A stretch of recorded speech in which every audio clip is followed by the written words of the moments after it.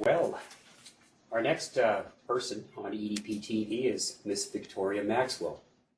Victoria is joining us from the beautiful Sunshine Coast of BC. She's out in Sechelt.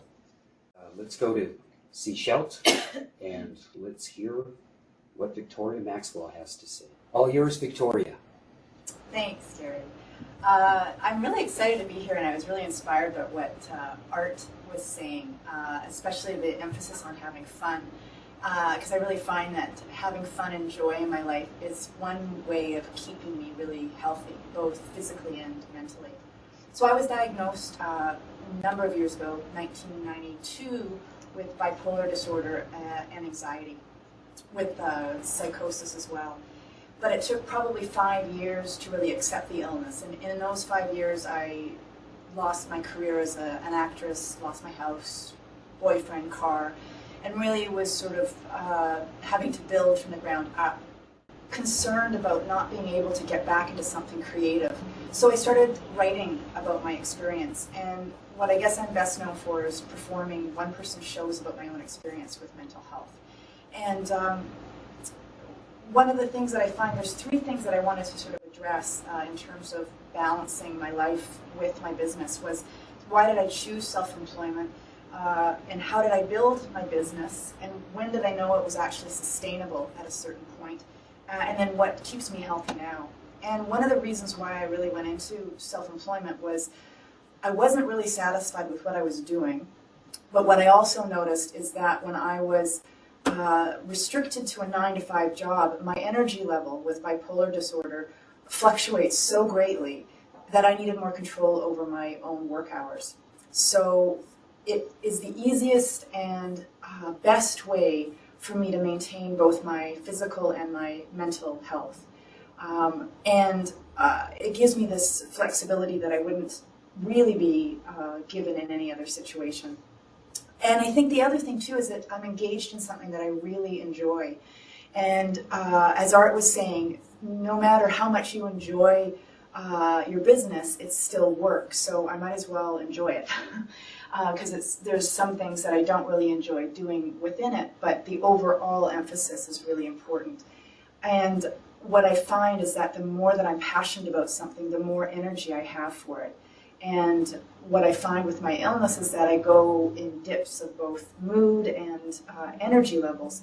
And so when I'm engaged in something that's really satisfying, it's much easier to have stamina for it.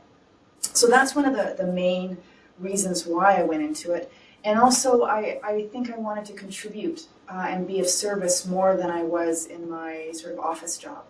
And it feels really gratifying to be able to do that.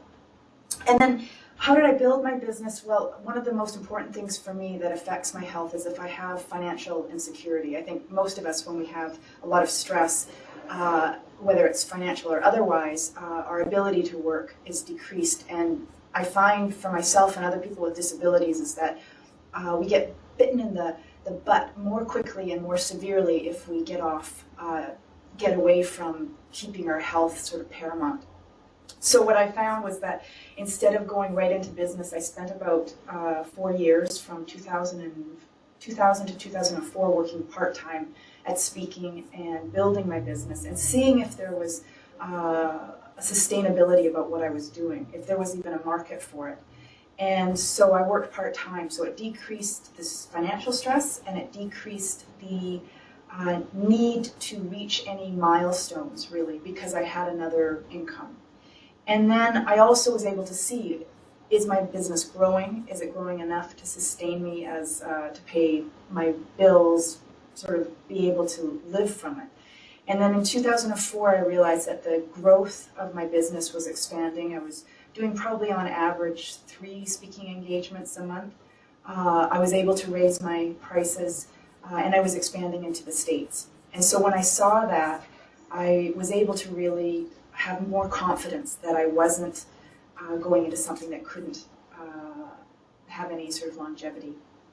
And I think one of the other things is that I really promised myself that if I couldn't do this in a way that would be financially sustainable, I wouldn't do it. Because if I don't have my health, I don't have anything. And I think that's particularly true for people in business for themselves, whether we have a disability or not.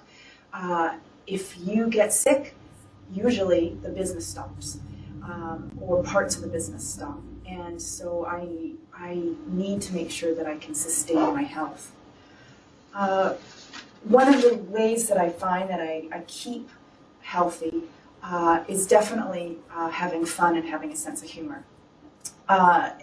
If I can infuse play into how I'm doing things, it makes it so much easier to do. Even invoicing, or accounting, or bookkeeping, which I really hate doing. And I don't know, for people that enjoy doing that, oh my gosh, I wish that was a gene that could be passed on, because I don't have it.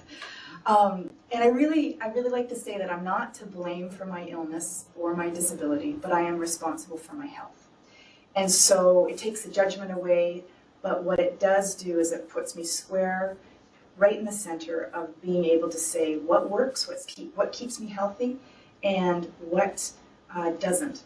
And so it's very clear about what I need to eliminate from my life and what I need to continue to cultivate in my life.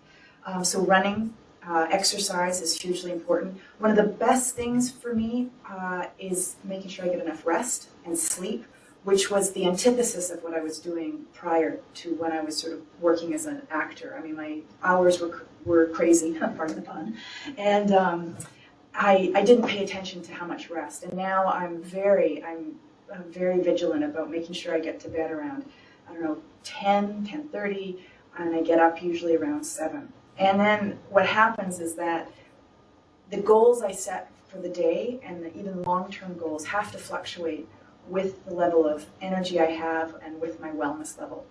So a lot of times I'll be working 2 hours a day, and other days I'll be able to work 10 hours a day. I mean, just yesterday where I had this whole day planned out and I more or less crashed along with my computer, but that's another story. And I needed to just have a day off. And so I had a nap, just really laid low so I could recruit from my energy. And the other thing is taking my medication, which was a whole struggle in itself of learning how to accept taking medication for a mental illness, realizing the importance of it. Nutrition, good food. When I started running, I really started looking at what I was eating and looking at less processed food. I still eat treats and French fries and all that, but I just make sure it's not a main food group of my daily intake. Meditation is really important for me. Being outside, getting fresh air, things that any person that was a good life coach or a mom would say to their kids, eat well, get rest, spend time outdoors, spend time with friends. Those are all essential for my mental health. And when that's taken care of, the rest of my life can run smoothly. Two other things I guess I would say is that I still I go to counseling, so I'm able to head off any issues or stressors that are posing a problem and problem solve. I don't go as frequently as I used to.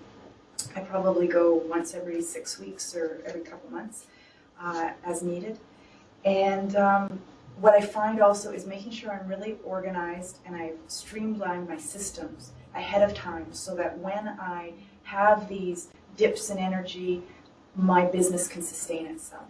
And so things don't feel like they're going to fall apart right away, that I know I have systems that I trust, and that I built in enough time in between my to-dos and my goals that allow me to have these downtimes. And I think probably the other thing really is still feeling really engaged in my business and continuing to set goals, but make sure those goals can be adjusted on a daily basis, on an hourly basis if necessary, and then on a quarterly basis, depending on what happens in my business and what happens for me personally and health-wise as well. I think that's probably about it, and I just really encourage people to take both a really objective look at the business that you're looking to create to make sure it's sustainable, and if you can, do it as slowly as possible so that the stressors about having to build it up quickly aren't there. And also know that the more that you commit to it and take a really strategic look at it, the more successful that you can become. And I have to say, I haven't been more satisfied with a job until I actually started doing what I'm doing. And so thank you, Gary, for inviting me to share my thoughts, and I'm really excited to hear other people's thoughts as well. Thank you very much, Victoria, for taking the time and being with us today. It's greatly appreciated.